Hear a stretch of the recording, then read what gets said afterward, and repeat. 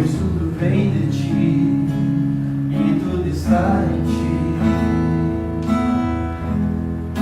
Contigo caminhar, tu és a direção, o sol a brilhar. Tudo pode passar, teu amor jamais me deixará. Sempre há de existir novo amanhã preparado pra mim. Preparado pra mim. Eu me rendo aos teus pés. És tudo que eu preciso pra viver. Eu me lanço aos teus braços, onde encontro meu refúgio, Jesus. Eis-me aqui, aleluia.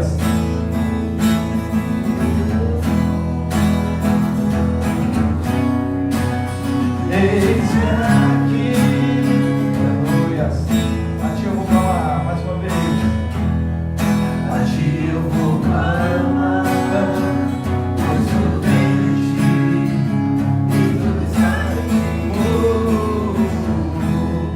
Contigo vou caminhar, tu és a direção, o sol a brilhar. Tudo pode passar, teu amor jamais me deixará nunca. Sempre há de existir novo amanhã preparado pra mim. Sim, sempre haverá preparado pra mim.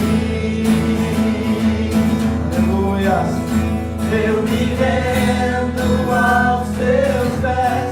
És tudo que eu preciso pra viver. Eu me lanço aos teus braços, onde encontro meu refúgio.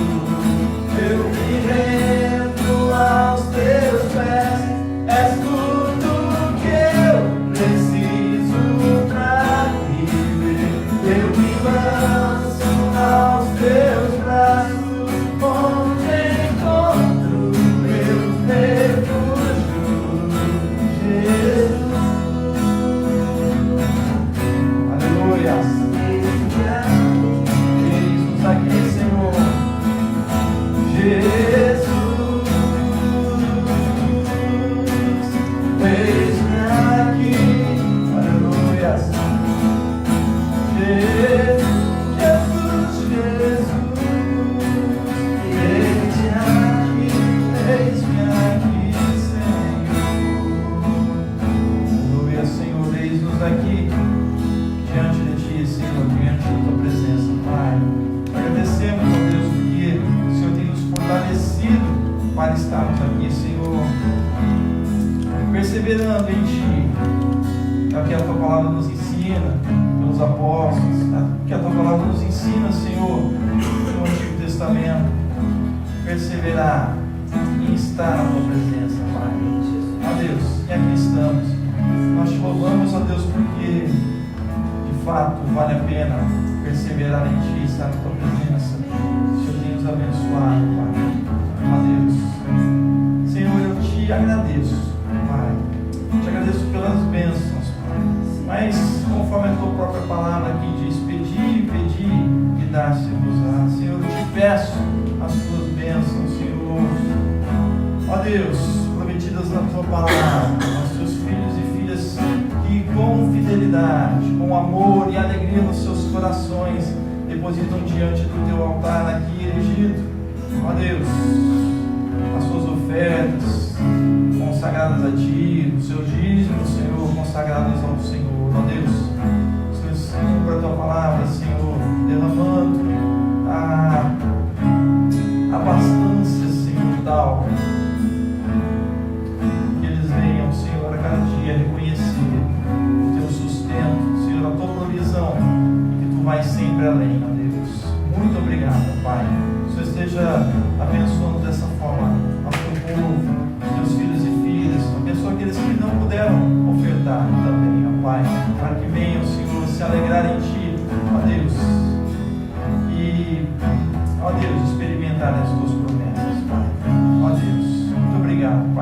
colocamos as ofertas, os dízimos diante do teu altar, para que Senhor sustenta a tua obra neste lugar, consagrando-as diante de ti.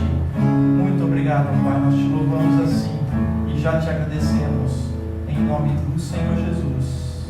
Amém e amém. Amém.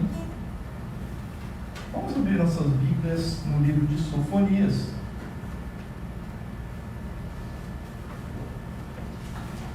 No capítulo 1, Sofonias, capítulo 1.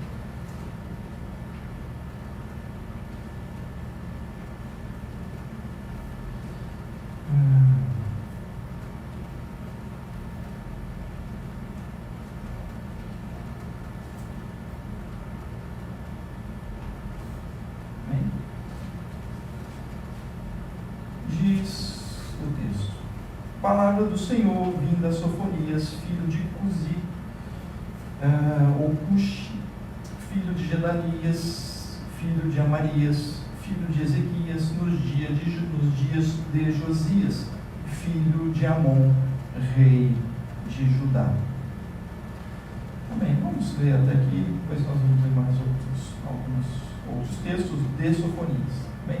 Vamos orar. Pai, nós também te agradecemos, ó Deus, pela tua palavra, Senhor, que já foi também ensinada a nossa irmã Teresa, ó Deus, e agora também, ó Pai, que o Senhor esteja nos abençoando neste momento, ó Deus, e que ela também será transmitida. Usa-me conforme teu querer, segundo o teu Espírito, é que eu te peço, prepara os nossos corações, que cada ouvido, que os ouvidos estejam abertos, que os corações estejam abertos a receber a tua palavra, que o teu Espírito Santo fale a cada coração, aos nossos corações, e que eu te peço e já te agradeço em nome de Jesus. Amém. Amém. Então, Sofonias significa o Senhor escondeu, ou Javé escondeu, ou Deus, Deus escondeu. E Deus traz então a palavra a esse profeta que está ali ao tempo da sua profecia. A gente entende que não foi nos dias de Josias, mas nos dias do início do reinado de Josias, ou seja, quando ele tinha mais ou menos 8 anos de idade. Então, de certa forma, não foi Josias que, segundo a história bíblica, vai fazer uma grande reforma, uma reforma política, uma reforma religiosa, em prol das coisas do Senhor. Então, ele aqui nesse capítulo 1, no verso 1, dão as indicações de quem eram Sofonias, embora não seja tão conhecido assim, mas dão algumas indicações. Uma delas é que talvez ele fosse um profeta negro, porque ele é filho de Cuxi, ou filho de Cusi, que faz referência à Etiópia, talvez.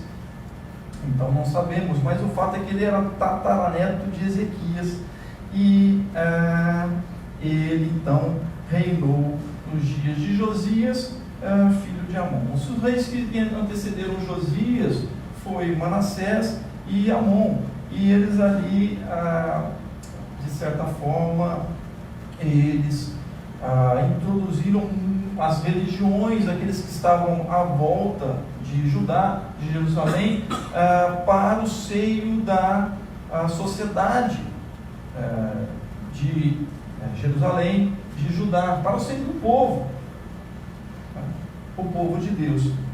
Então, por isso, Deus levanta Sofonias, porque os resquícios daquilo que Manassés e Amon tinham plantado ainda estavam vigentes.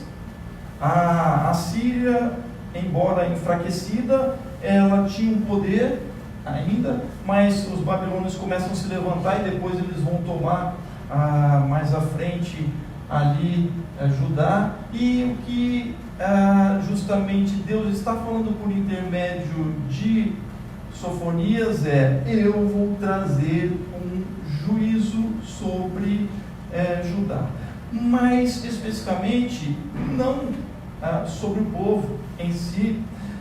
Deus está irado justamente com com os líderes.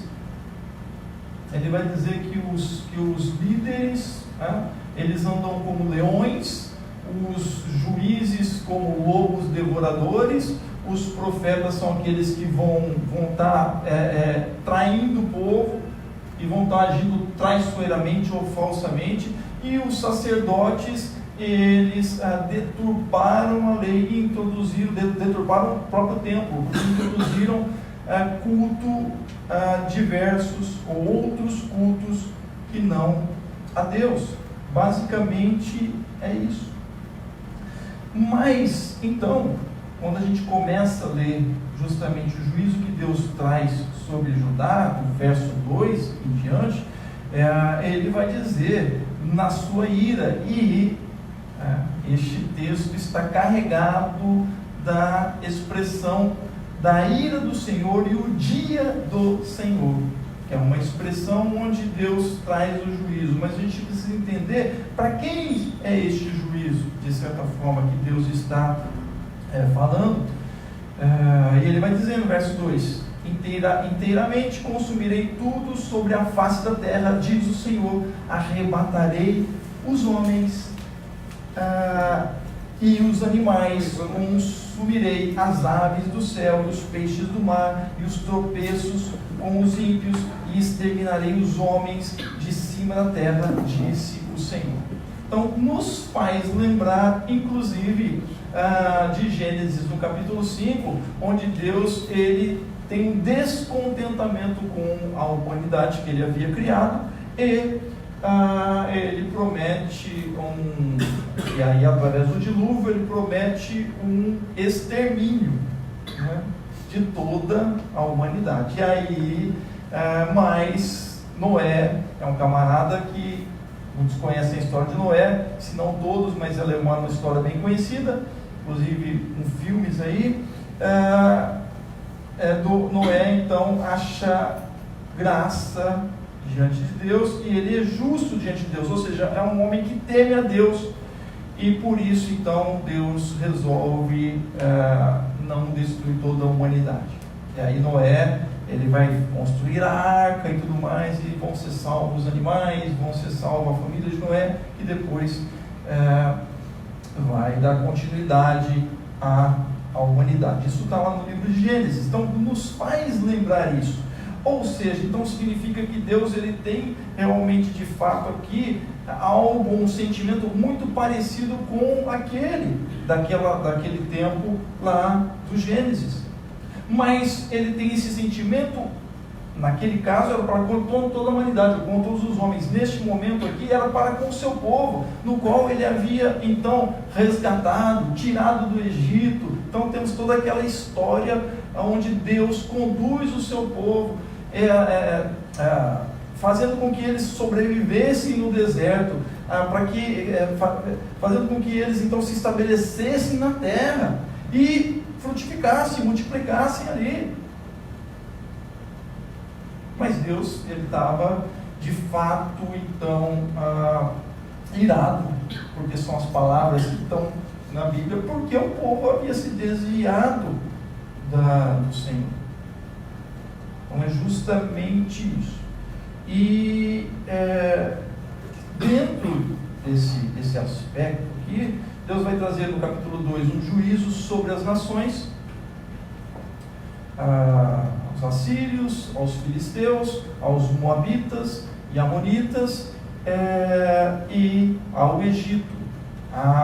Ele vai citar a Etiópia, no verso 12 do capítulo 2. E nesse capítulo 2 ele usa os pontos cardeais para poder fazer essa referência. A gente vai ver um pouquinho disso daí também, o que talvez Sofonias queria dizer ali, mas o que também traz para a gente algo muito interessante, se a gente vê em termos do Novo Testamento, ou do que Deus então fez para com todas as nações, e ele traz uma promessa ali no capítulo 2 de uma salvação, no capítulo 3 de uma salvação então para todas as nações.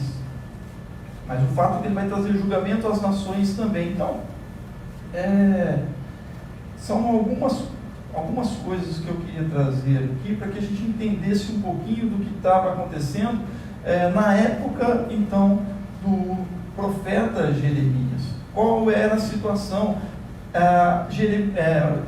Sofonias estava vendo a injustiça, o povo sendo oprimido pelos seus próprios irmãos, pelos seus próprios líderes. Eu já falei aqui com outros profetas menores que também acusam, trazem a palavra do Senhor contra tais opressões de líderes na sua sociedade, e que aquilo que parece ou nos parece coincidência, né? Na verdade não é mera coincidência, porque muitas vezes também vivemos isso, não é verdade? De fato, porque homens e muitos líderes não têm o temor de Deus nas suas vidas. E quando o homem não tem o temor de Deus na sua vida, ele pode dizer, se ele não teme aquele que está ou está acima dele, ele pode dizer, não, eu posso fazer o que eu quiser. E aí a gente vê muitas injustiças. Mas o fato é que, apesar de Sofonias nos trazer ali esse dia do Senhor e esse julgamento do Senhor para com o seu povo e para com as nações ao seu redor, que oprimiam, que adoravam outros deuses, e assim, deuses que não eram deuses que proporcionavam a vida. E na verdade esta uma grande diferença, porque Deus se coloca como Deus da vida. Para a gente ter uma ideia, por exemplo, o rei que antecedeu Josias, que na época de Sofonias estava no trono, era Manassés, que sacrificou um dos seus filhos a um deus moabita, amonita, chamado Milcom, ou Moloque, que pedia para os seus adoradores, requeria dos seus adoradores sacrifício humano. E aí Deus faz a citação em Sofonias de tanto das nações, dessas nações e dos seus deuses, que ele está irado e que ele vai exterminá-los. E alguns deles, como é o caso dos filisteus, de fato foram exterminados na história. Então, na história esta bíblica, o povo filisteu, que foi muito famoso, a gente tem,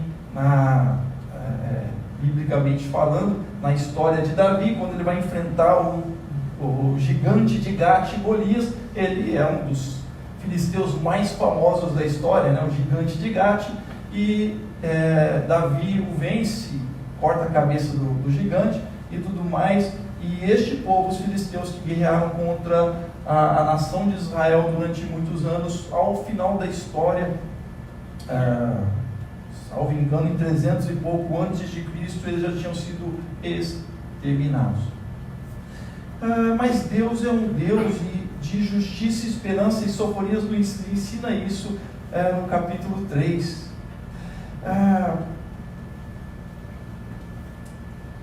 Ele é um Deus de justiça e esperança porque Ele é um Deus de justiça social. Deus não está aquém da história. Deus não está aquém da história do seu povo. Deus não está aquém da história das nações. Deus não está aquém da sua história. Deus é um Deus pessoal. Às vezes a gente tem a ideia, e muitas pessoas têm a ideia de que Deus é um Deus que está longe. Deus pode até estar vendo, mas Ele é aquele que não faz nada. Não. A Bíblia nos ensina que Deus é o contrário disso. Ele é aquele que intervém na história. Por isso que Sofonias e outros profetas, como nós vimos anteriormente, Naum, ele que traz um juízo sobre os assírios, nós vamos ver que Deus, de fato, ele intervém na história. Então, Deus é aquele que intervém na sua história. Amém? Você pode dizer amém? Amém. Porque de fato Ele intervém quando você passa a crer nele. E crer nele.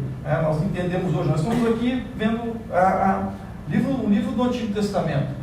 Mas todo este arcabouço do Antigo Testamento vai ser, então, traduzido no Novo Testamento, para que a gente entenda, de certa forma,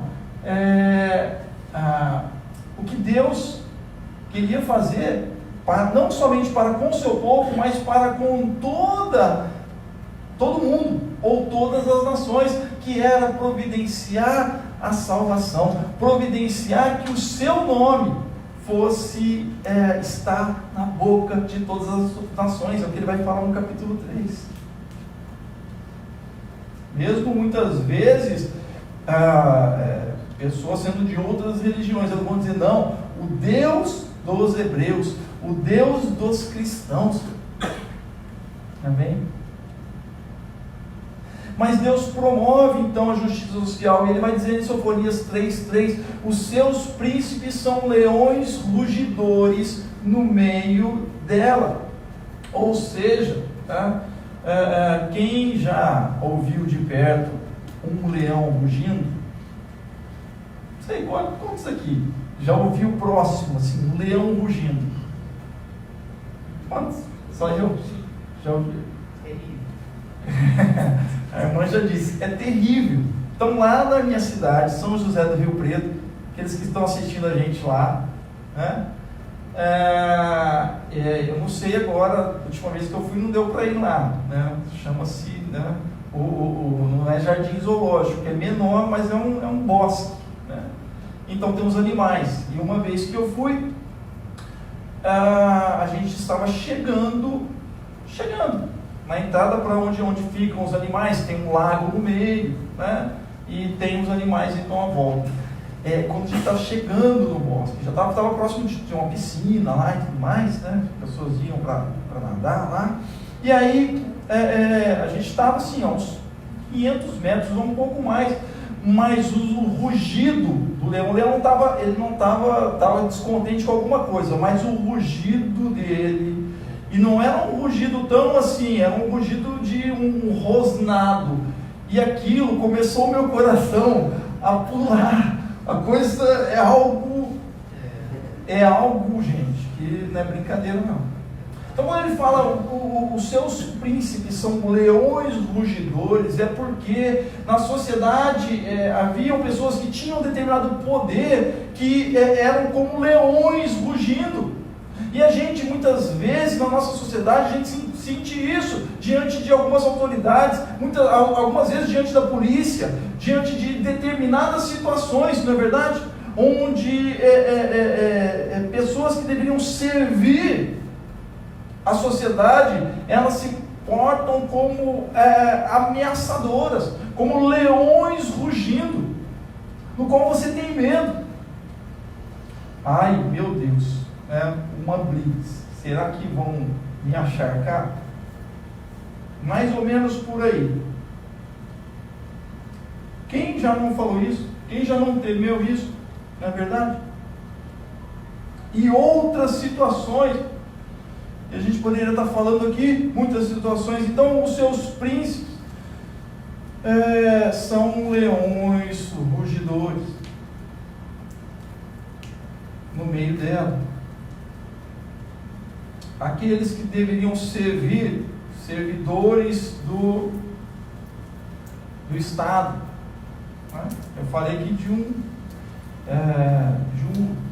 um servidor que também sofre com tantas coisas, tamanha violência, mas tantos servidores aí, que a gente vê, os seus juízes, e ele coloca numa escala, né, de servidores menores para servidores que estão num patamar maior. Os seus juízes, aqueles que deveriam julgar as causas com a equidade, né, são lobos do cair da noite, que não deixam os ossos para serem roídos no dia seguinte. Então, se vocês, eu, graças a Deus, não tive nenhuma, e nem quero ter, de presenciar lobos, né, lá atacando suas presas, mas a gente vê alguns filmes ou documentários, inclusive documentários é mais realista, né? E os lobos, ao cair da noite, é quando eles caçam.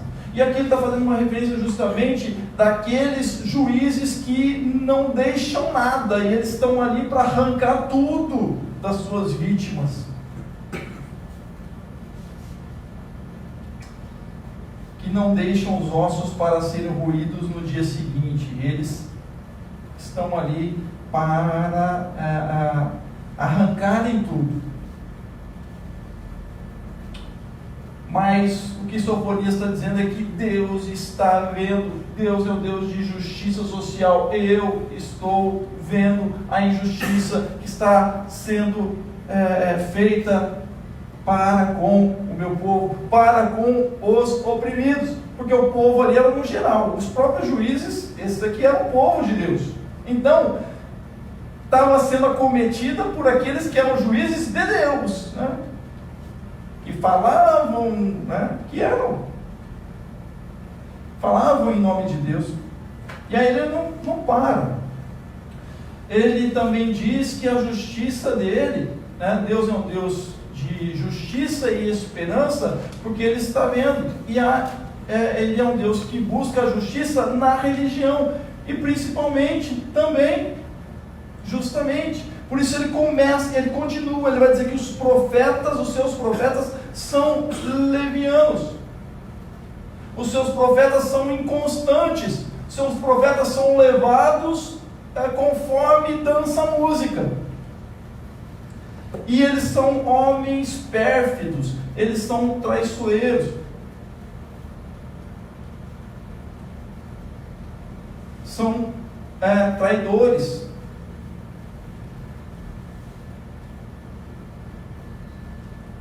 são falsos, estão enganando.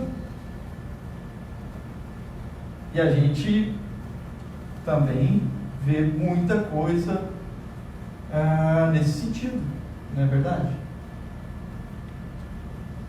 Cada um julgue.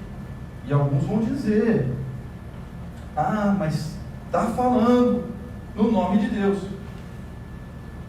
E aí, amém. Importante, o apóstolo Paulo vai dizer, numa das suas cartas, que se estão falando do nome de Jesus, seja por ambição egoísta, seja da forma que for, mesmo que seja por ambição egoísta, o importante é que seja falado do Evangelho, do nome do Senhor Jesus como Senhor e Salvador. Então o apóstolo Paulo chega a essa conclusão porque ele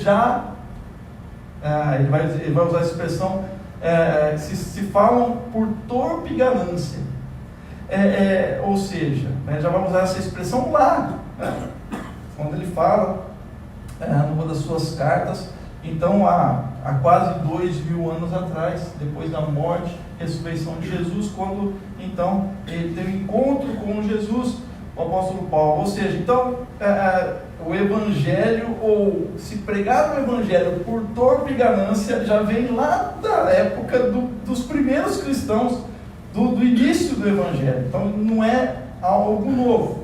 E o apóstolo Paulo vai chegar à seguinte conclusão: o importante é que se fale do nome de Jesus, porque o próprio nome de Jesus por si só, o Senhor atua e o Espírito Santo atua. Mas nós vemos com Sofonias aqui que, numa paráfrase do que Jesus vai dizer, é que muitos dirão naquele dia: Senhor, Senhor, em teu nome eu preguei, em teu nome eu expulsei demônios, em teu nome eu fiz maravilhas. E Jesus vai falar: olha, apartai-vos de mim, porque eu não vos conheço. Apartai-vos de mim, malditos, para o fogo eterno. Jesus quem disse. E Sofonias aqui está dizendo do povo que era o povo de Deus, mas que eram profetas e sacerdotes, profetas levianos, profetas falsos, profetas traidores, profetas inconstantes, levados pela música ou pelo vento da doutrina, não pela palavra, por qualquer vento de doutrina, ou não pela palavra do Senhor, aquilo que fosse conveniente. E os sacerdotes eram aqueles que profanaram o santuário, né? E os seus sacerdotes profanam o santuário e violam a lei. Ou seja, profanam o santuário porque introduziram nos santuários cultos a vários deuses. Então, aos deuses dos assírios, era o exército dos céus, aos deuses vários dos filisteus, Dagon era o principal, aos deuses moabitas e amonitas, Baal, o deus da fertilidade, e Milcom ou Moloque, né? O deus que recebia sacrifícios humanos, e no Egito os vários deuses do Egito. Por que eu estou falando isso aí? Porque no capítulo 2 é o capítulo onde ele vai estar usando os pontos cardeais. Sofonias vai, na palavra que o Senhor dá a ele, usando os pontos cardeais para estar falando das nações. Ou seja, Deus está olhando o seu povo, mas também Ele está olhando as nações que estão ao seu redor. Deus é aquele que vê todas as coisas. E Deus é aquele que intervém na história, não somente do seu povo, mas Ele intervém na história da humanidade. Ele é o Senhor. Amém? E Ele é o Senhor que também intervém na sua história. Amém? E Ele está vendo a injustiça, seja ela social, Ele está vendo a injustiça, seja ela na religião. É o que Ele está falando para Sofonias lá naquele momento de Judá, mas Deus continua vendo hoje. Amém? Deus, não se engane, Deus continua vendo tudo isso. Por isso, devemos reconhecer a sua justiça. Amém? Reconheça a sua justiça. Diz em Sofonias capítulo 3, no verso 5: o Senhor é justo no meio dela, Ele não comete iniquidade. Manhã após manhã traz Ele o seu juízo à luz. Não falha, mas o iníquo não conhece a vergonha. E aí o que acontece? Que Deus também está irado ali é o seguinte: aqueles que levavam o nome dele, e o povo, então o povo, seu povo, Judá, Jerusalém, era a cidade onde tinha o templo do Senhor, onde fora construído o templo do Senhor, levavam o nome dele, mas eles estavam sendo injustos, eles estavam adorando outros deuses, eles estavam sendo injustos para com o seu próprio povo, os governantes. E aí Deus está dizendo o seguinte: olha, eu não estou nisso aí. Amém? Então, prestem atenção a muitas coisas que às vezes você ouve, vê e fala assim: poxa, Deus não está nisso daí. E se você tem essa conclusão, de fato Deus não está. Estão percebendo? Deus não pode estar nisso daí, não é possível. E Deus está dizendo através das Sofonias: é isso mesmo, olha, embora eles estejam falando no meu nome e tudo mais, eu não faço parte disso. Por isso que Ele coloca um juízo sobre Judá ali, e juízo sobre Jerusalém. Eu não faço parte disso. Deus então não faz parte disso. Ele está dizendo: o Senhor é justo no meio dela, e Ele não coaduna então com a injustiça. E de fato o povo Judá ia ser tomado ali pelos babilônios. Foi tomado, foi para o exílio.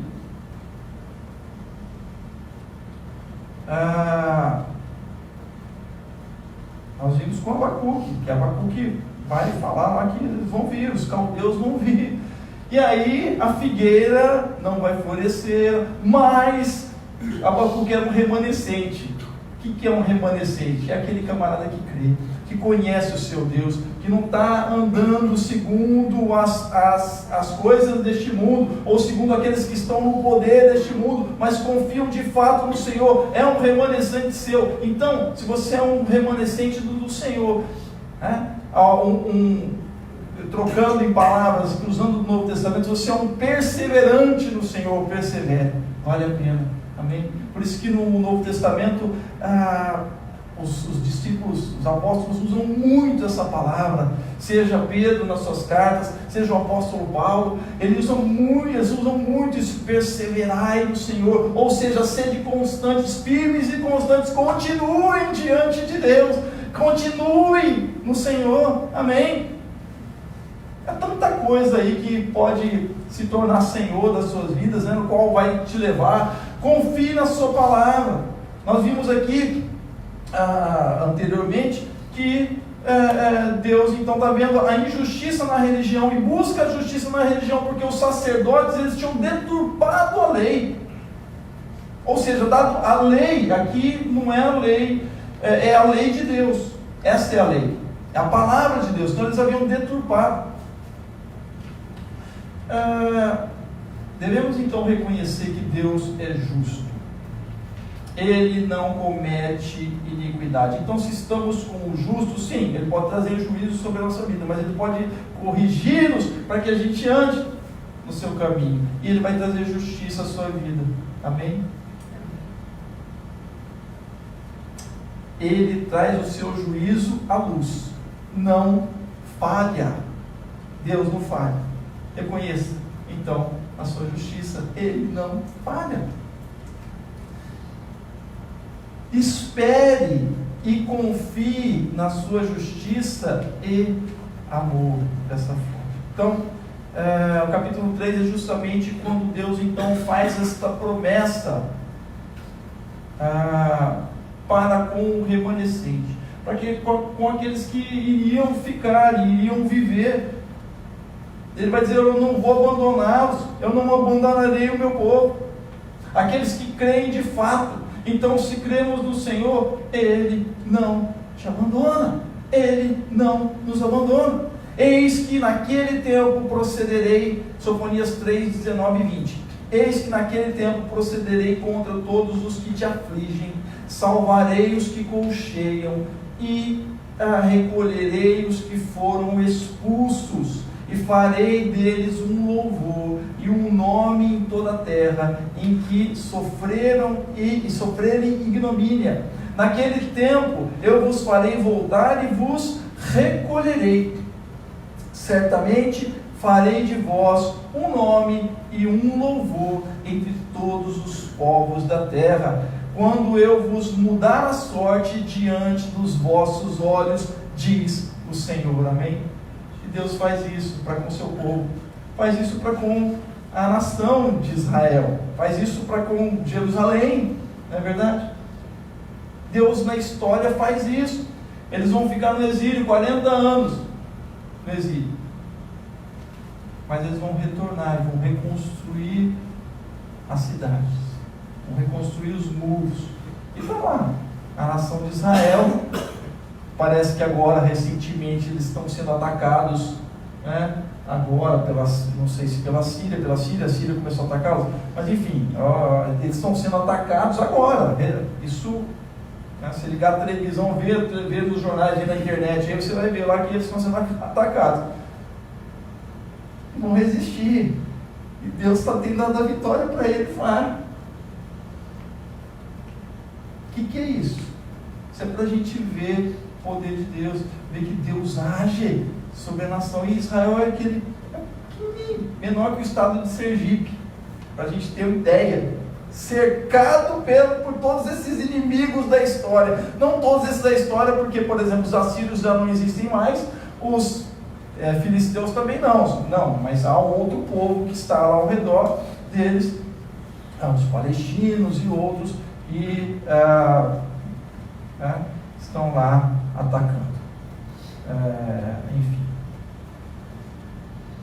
Deus é aquele que devemos confiar nele, porque Ele de fato recolheu o seu povo. E quando a gente traz então para a gente aqui, né, de certa forma, se Ele fez isso para com o seu povo, que muitas vezes foi rebelde e tudo mais, tal. Mas havia sempre um remanescente que cria nele. Se agora nós que recebemos ao Senhor Jesus como Senhor Salvador, como nós, parafraseando o apóstolo Paulo, como nós não receberemos com Ele todas as bênçãos, amém? Se antes que éramos inimigos de Deus, porque não críamos no Senhor, e éramos já, na verdade, inimigos, não conhecedores da sua lei, da sua palavra, porque não fazemos parte do povo judeu, mas agora fomos enxertados na videira, que é Cristo, na videira, fomos ramos enxertados,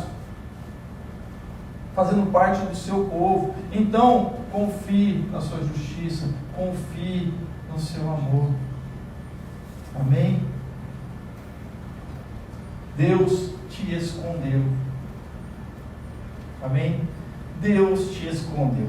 O nome do profeta Sofonias significa Javé escondeu, ou Deus escondeu, o Senhor te escondeu. O que é que significa isso? Nós vamos ler o verso 3 do capítulo 2. Buscai o Senhor, vós todos os mansos da terra, que pondes por obra o seu juízo, buscai a justiça, buscai a mansidão, porventura sereis escondidos no dia da ira do Senhor.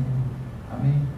O que Deus está dizendo aqui é: continue buscando ao Senhor.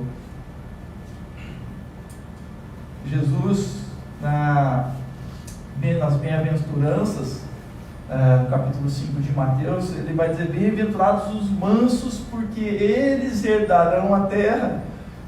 Olha só a promessa do Senhor se cumprindo aqui em Sofonias, ao povo que permaneceu no Senhor, buscou ao Senhor, então depois herdando a terra, os filhos dos filhos dos filhos, mas que herdaram a terra, e estão lá, defendendo a sua terra, defendendo a terra de Israel, defendendo lá Jerusalém.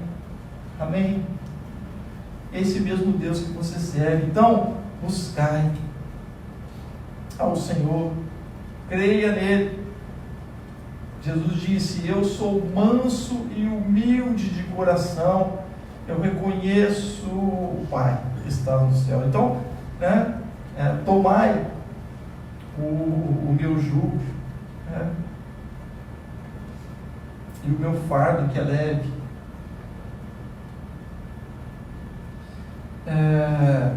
Que pondes por obra o seu juízo, ou seja, que pratica a sua justiça, que pratica a sua palavra, que observa a sua lei e a busca.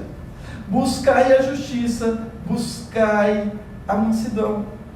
Porventura, e aí ele vai dizer: porventura sereis escondidos no dia da ira do Senhor. Ou seja, eu mesmo vou guardá-los, eu mesmo vou escondê-los do mal, eu mesmo vou escondê-los dos inimigos. Amém? Para que vocês vivam. É isso que Deus faz. Então, eu coloquei aqui uma cruz justamente porque nesse capítulo 2 eu achei muito interessante. Deus, ele foca no capítulo 1 ali falando do juízo contra Judá, porque Deus, ele está preocupado com o seu povo leva o seu nome. Amém? Você leva o nome do Senhor, você leva o nome do Senhor, você leva o nome do Senhor, você leva o nome do Senhor, você leva o nome do Senhor, você leva o nome do Senhor, você leva o nome do Senhor. Levamos o nome do Senhor. O Senhor está sempre preocupado com isso, e ele vai trazer uma correção para com o seu povo. Mas aqueles que creem vão ser os remanescentes, ou seja, os perseverantes que vão continuar. E o Senhor, ele é fiel para com os fiéis. A gente vê muito, né? Deus é fiel, amém, para com os fiéis.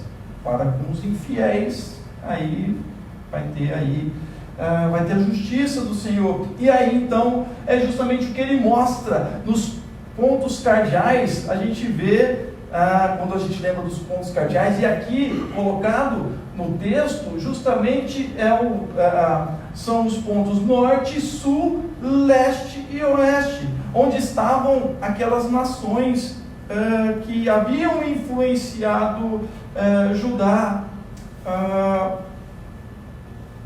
tanto no poderio militar, muitas vezes político, como o Egito, como a Síria, mas também no poderio, no poderio bélico militar, mas no poderio econômico, mas também aqui contra a questão da religião. E aí a gente vê ao norte, os assírios, tá? Ao sul o Egito, e ele fala só um versículo do Egito falando de Cush, na verdade da Etiópia, porque há uma preservação ali um pouco do Egito, o povo sai do Egito, mas Deus havia tirado eles do Egito, né?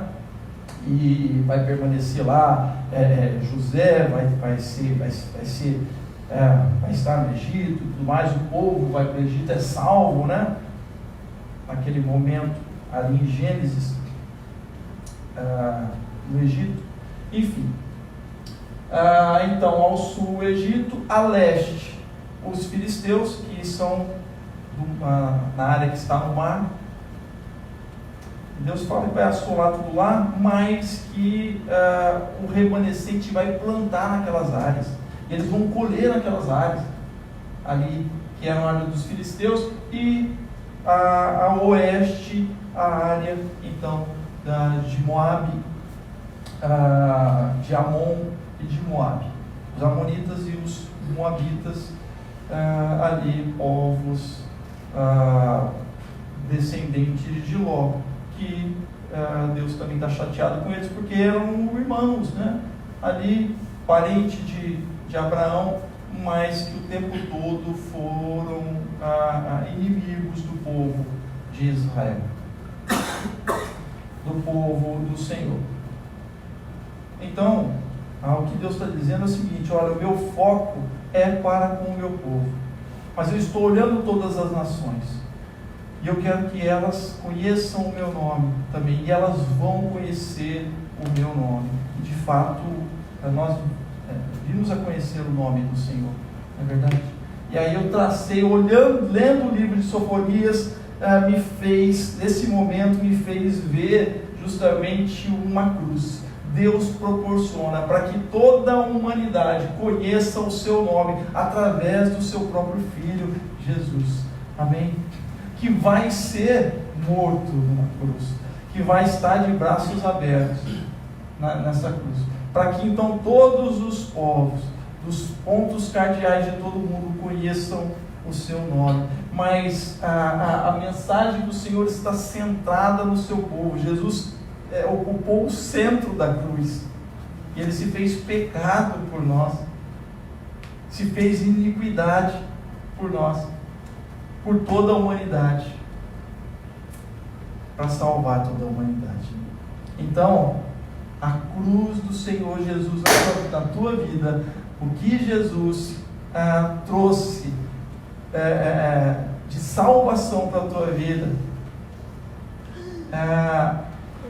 você com o sangue do Senhor Jesus na tua vida, estourou a lâmpada? Você com o sangue do Senhor Jesus na tua vida, e a cruz de Jesus na tua vida, te protege, te esconde. O Senhor te esconde, o Senhor te dá proteção nela. Amém? O Senhor te dá proteção. Então confie no seu Deus, confie mais ainda. Há tantas coisas, há tantos deuses aí que são mascarados, tá? Que a gente acha que os deuses, porque a Bíblia fala das imagens de escultura, ela fala, e ainda há, sim, aqueles que adoram imagens de escultura e tudo mais, mas enfim, há muitas imagens outras e outras coisas que são, ou se tornam deuses para a gente. Então tome cuidado, preste atenção, na verdade volte-se para o Senhor, e Ele vai mostrar que Ele é Deus na tua vida. Amém? Que de fato Ele enviou a Jesus para que você fosse revestido com o sangue dele, e o sangue dele te cobre, o sangue dele te esconde debaixo das asas do Senhor. Amém? Vamos orar neste momento. Vamos orar. Feche seus olhos. Você que está nos assistindo também, feche seus olhos.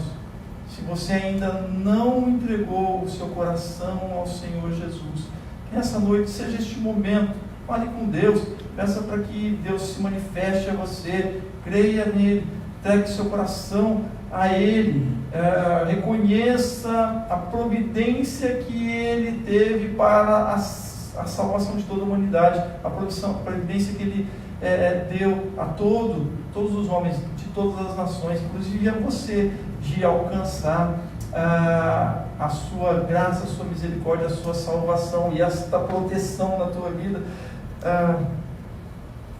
Certamente você não vai ser mais o mesmo. Feche seus olhos, então.